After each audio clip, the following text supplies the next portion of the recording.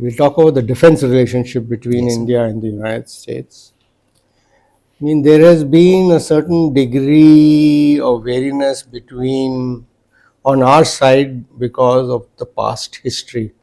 When you look post-independence and the support provided to Pakistan being part of the CENTO and the U-2 flights, and what happened, support provided in the 65 war and then the 71 war and Yes. the 7th Fleet. And while we endeavor to build our own capacities and capabilities, in the meantime, for certain areas where we have, shortfalls, maybe in terms of technical capability or maybe in terms of sheer the number of forces where we fall short, we look at a certain degree of external balancing to sort of address those shortfalls. And as you've mentioned, America, the US, has proved to be a reliable partner in that respect, I would.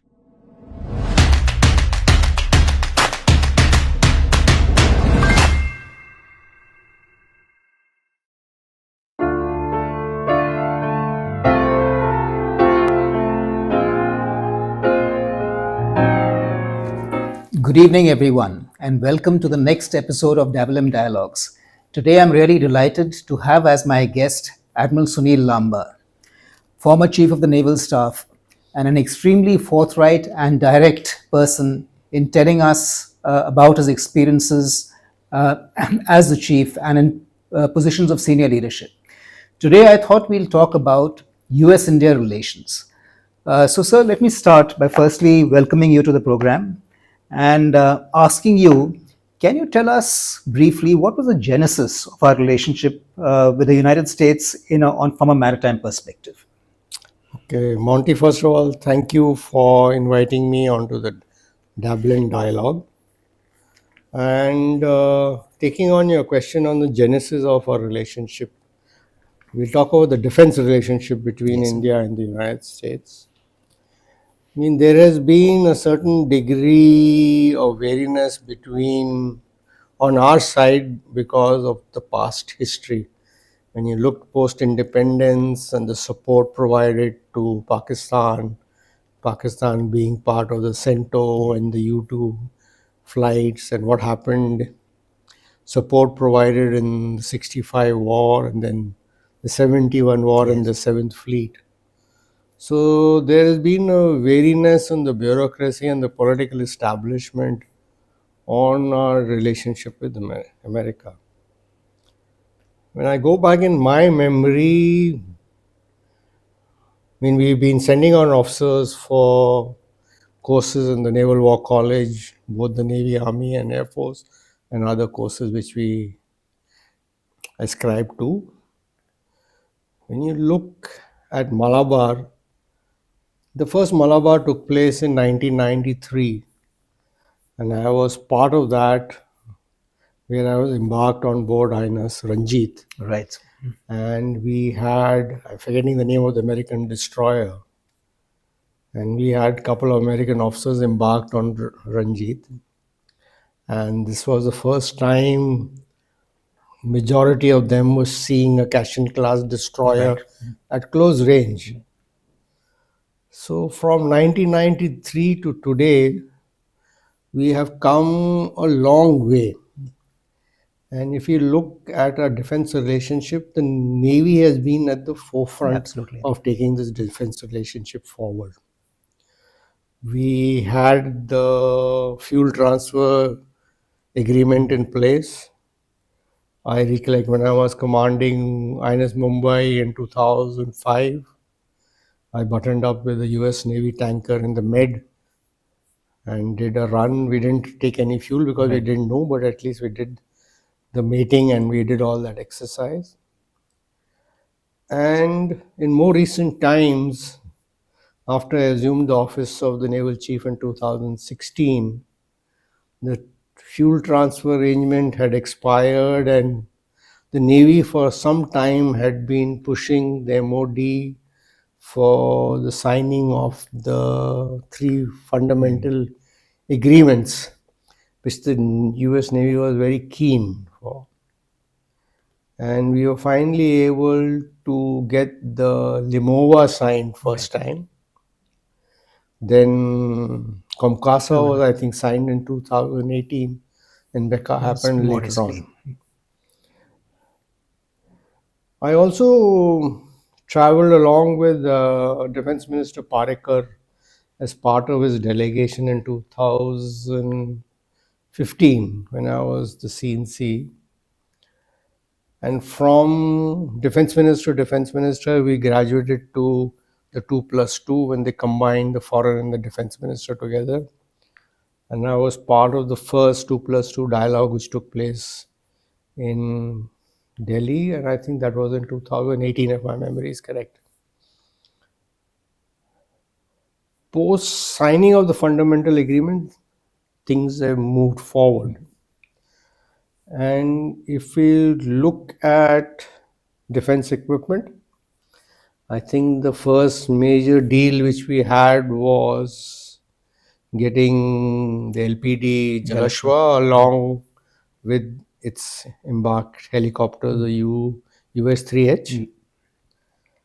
And I think the game changers thereafter was the acquisition of the C-17 130s and the P-8I. So we have come a long way in our defense relations or mill-to-mill relationship with what it was and what it is today. And in my opinion, the Navy has been at the forefront for taking the initiatives of taking this relationship forward. So, sir, you've really traced out the contours of our relationship. And even I was fortunate in 2007 to take part in the first four-nation Malabar. I was that time commanding Gomti. And quite an exciting exercise because we had, in fact, three aircraft carriers over there, a Japanese aircraft carrier, an American, and a Virat. So it was, and plus a large number of ships from all four nations, around 40, 45 ships altogether. In fact, I think it was really a trendsetter, probably ahead of its time at that time, because after that we walked back slightly, and then again, Malabar has built up where it is today. But I mean, over the years, this relationship has also had several challenges. And I could, I mean, talk about one of them very briefly is that in the early years, especially, I think one of the fault lines in this relationship, it's, as seen from an American perspective, is the close relationship we've had with the Russians. Not from our side, but certainly when viewed from the American side. And I would think actually this is our relationship with the Russians and the relationship with the Americans are quite divergent in the way they've happened. With the Russians, of course, we had a national level strategic relationship, etc. But from a maritime perspective, it was a very equipment oriented relationship that we had. And not much happening in the operational sphere at all. On the American side, it's really been sort of reversed that we had training, operations, a large number of exercises. In fact, the largest number of exercises that we are doing with any other nation has been with the Americans. And after that, it has transgressed, I would say, on the equipment side, what we're seeing now with the. And the earlier generation, I mean, there were a lot of misperceptions, I would say, from the American side, thinking that, for example, Vishakhapatnam was a Soviet base, so to speak, and all that, which I think totally false in that respect. So you see any fault lines which are, I mean, okay, that being said, that era is done and dusted, but do you see any fault lines moving ahead, sir? See, when you look at, the Navy's genesis or history goes back to the Royal Navy, and our initial procurement of assets came from the United Kingdom. It's only when they refused to give us the submarines and post signing of a treaty agreement with the Soviet Union in 1971, we went across to the Soviet Union, and the build-up of the naval forces that time were based on Soviet naval platforms, starting from the Foxtrot class submarines and the missile boats, followed by the Durgs and the Kashin class Rajputs, and so on and so forth. I think we had no other choice at that particular point of time to build up our naval strength. And a very large segment of naval officers and sailors went across to then Soviet Union and Russia for training. I was one of them, so in fact. And I think I'm one of the few naval officers who only visited Russia when I became the chief. That Right. also in 2019, couple of months before I retired. Right. I mean, I've commanded Russian ships in the form Yes. of Kakinada and Ranvijay. But there was a segment of the naval leadership which had a poor Soviet Union and Russian leaning. But I think now that is behind us. And our experience as a defense relationship and a defense partner, both in the form of operations. One thing I want to make clear is organization of ships, operations at sea. I think we are more aligned to the West and the US Navy in our processes and procedures, or whether it's anti-submarine warfare or AA or anti-surface, than what the Russian doctrines are. So there's a familiarity, and whatever exercises we are doing, we follow the NATO rule book and the maneuvering book and this thing. So there's a degree or level of comfort or interoperability between the two navies, and now with the level of interaction which has been growing year on year, with earlier only bilateral exercises, now to multilateral, and Malabar, what Malabar is today, when it's now become a 4-nation quad, you can members all exercising, and major platforms of aircraft carriers, both the Japanese, the Americans, and us taking part. So there is a degree of comfort level, and I think the political leadership and the bureaucracy also, post signing of the foundational agreements and other initiatives which the two governments have taken, I think this relationship has only grown from strength to strength. So I would say, sir, actually, we've been fortunate to find that sweet spot, I would say, of maintaining balanced relations both with Russia and the US. And I think the US is also cognizant of this fact that given our historic relations with first the Soviet Union and then with Russia, we're not going to jettison that relationship in times to come. So we're fortunate, I would say, that we've been able to balance our relationships to quite an extent with both these two nations. Of course, now it is under stress because of the Ukraine war, but with this new administration, maybe things are going to get better.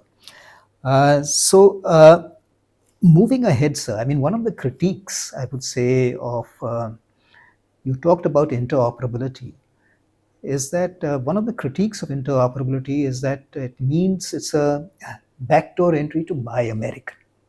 And if you want interoperability, then you have to invest into the American system, be it into their communication systems or be into their platforms or into their aircraft. Would you like to comment on that factor, sir? When you are looking at major platforms, let's take the case of the long-range maritime patrol aircraft. Initially, we operated the Super Connies, which we inherited from the Indian Air Force. Then we went with the Soviet Union in the form of the IL-38 LRMP aircraft and the Tu-142s.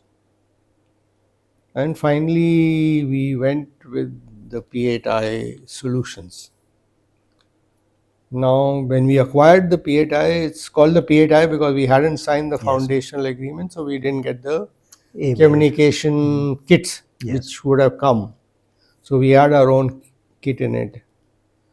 When you're looking at major acquisitions or major platforms,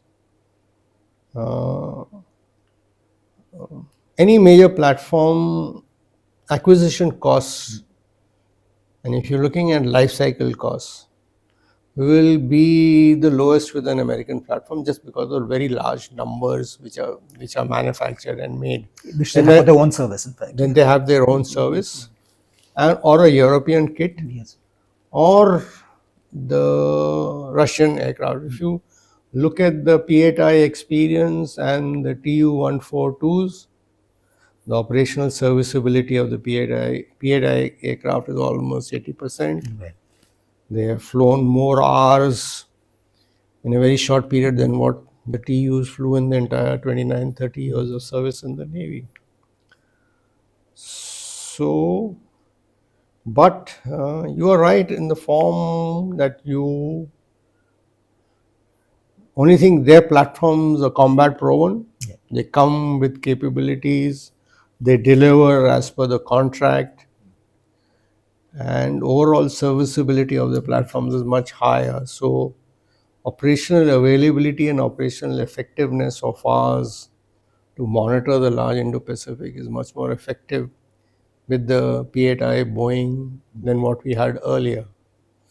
So, but we need to maintain our autonomy of what we want to do.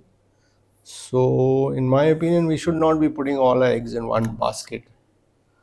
But we have a challenge on our northern borders, and there is a degree of what is happening in the Indo-Pacific, and we need to work with like-minded countries to ensure freedom of navigation and protection of slots through the Indo-Pacific. And I think in this endeavor, I think the United States is an ideal partner. So again, moving along, sir, with I would not really say playing the devil's advocate, but I mean another critique, if I might say, is that when it comes to indigenization, when it comes to transfer of technology, there is another school of thought that says that the East or the Russian side has been more forthcoming in that part of it. And the Americans, although they have, of course, been quite, I would say, progressive, and things have changed, but ITA regulations, laws, etc., that they have, make this process a little more complex while dealing with them. So, what would you have to say that is that really a fault line that we have in adopting American equipment? See, in all the dialogues and my interaction which I had with my counterpart, the Chief of Naval Operations, they were very clear that everything was on the table, other than nuclear propulsion. Right. So they had made it very clear to us, and they were willing to share knowledge. And once we had signed the foundational agreement, there was sharing of intelligence. So we knew when Chinese submarines had left the base and they were going to enter the Indian Ocean region. And in 2018, we hunted the Chinese submarine together. And so this relationship has progressed. But I entirely agree with you. Russians have been more forthcoming in sharing nuclear propulsion technology and nuclear submarines, Long lease, etc. which they've given us on long lease and all that.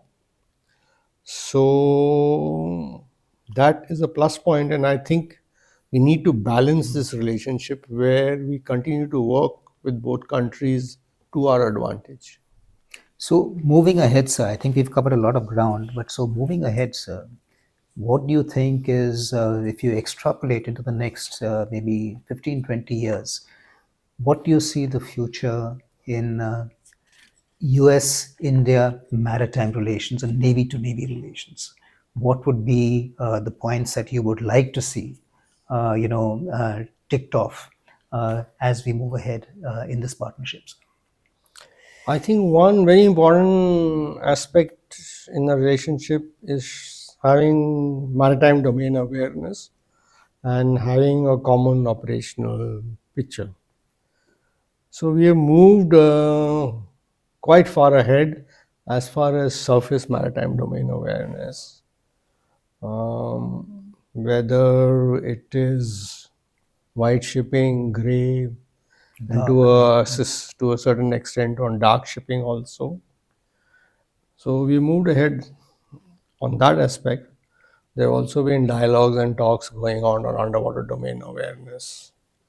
And hopefully, in the coming years ahead, there should be some systems put in place where we have common operating picture available with us.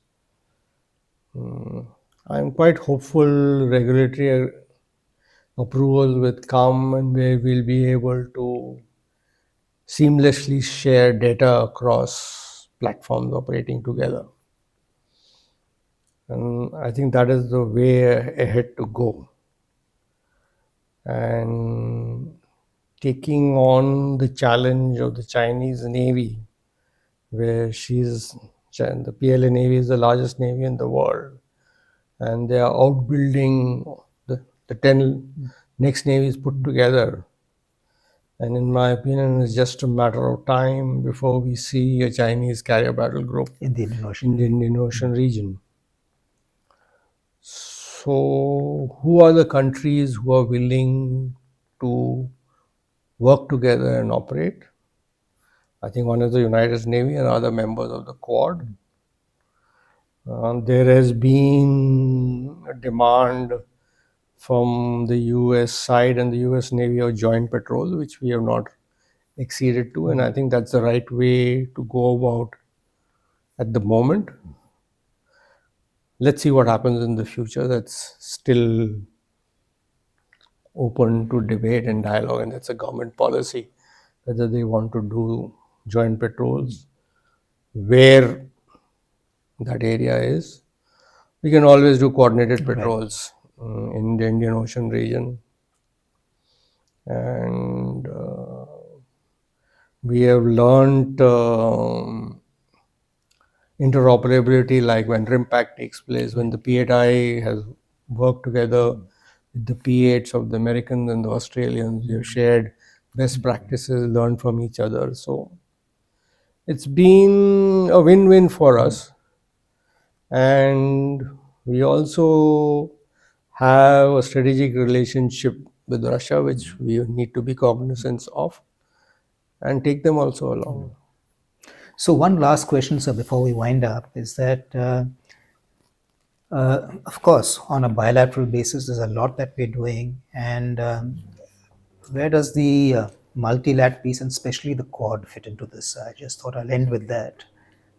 You think our main vehicle for collaboration with the US should be on a bilateral basis, or would it be better to include more countries and become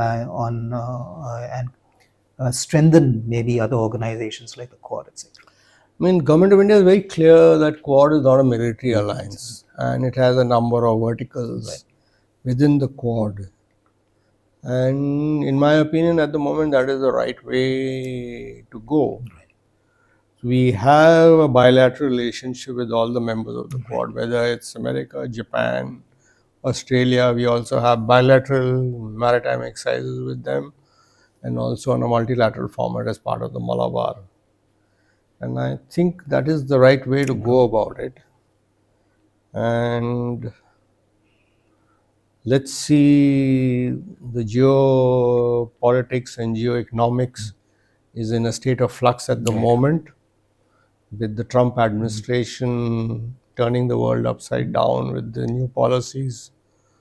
So let's see where, after the end of 3 years, what is the geopolitical situation in the world, and then we can take a call of how we're going about it. But the maritime capability and the maritime power which the Chinese have developed, numerically the largest navy in the world, largest coast guard, largest maritime militia, the largest fishing fleet, Largest port operator. Largest port operator. They have almost 55% of shipbuilding contracts. And I was just looking at the 2025 figures.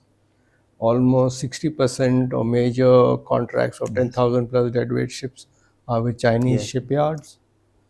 So in the maritime domain, China is a force to be reckoned with.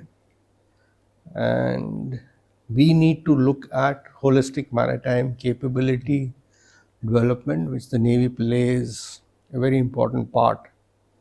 And in my opinion, we need to invest much more in maritime capability development, including the Navy, than what we are doing today. So it remains for me to thank you, sir. I mean, so very clear that maritime sphere is important. And while we endeavor to build our own capacities and capabilities, in the meantime, for certain areas where we have, shortfalls, maybe in terms of technical capability or maybe in terms of sheer the number of forces where we fall short, we look at a certain degree of external balancing to sort of address those shortfalls. And as you've mentioned, America, the US, has proved to be a reliable partner in that respect, I would say. I can't agree with you more. Right, sir. And thank you very much. So thank you once again, sir, and thank you to all our viewers. Delighted to have you with us again. Delighted to have Admiral Lamba participate in this episode of WM Dialogues. First time we're doing it outside Goa. So thank you, good luck, and God bless, sir. Thank you.